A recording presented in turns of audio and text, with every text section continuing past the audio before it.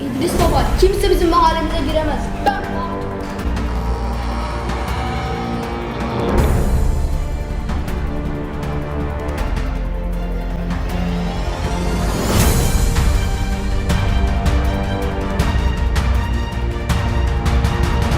İdris Baba, bizim mahallemizi işgal etmeye çalışıyorlar.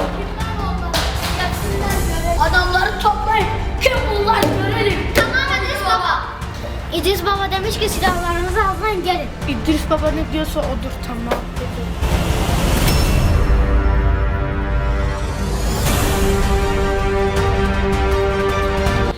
Siz kimsiniz lan siz?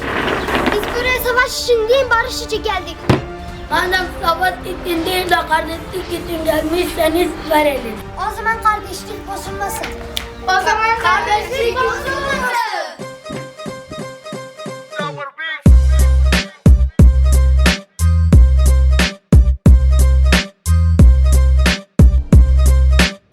Bu adamlarla anlaşma yaptık. Şimdi ne olacak? Var dolu. Şimdi bu adamlar bizim mahallemize köşe başı işleyecekler. Yani pay isteyecekler Yamaç. Aynen, neden olmasın, anlaşmayı bozmayalım. Şapşi şekilde saçmalamayın.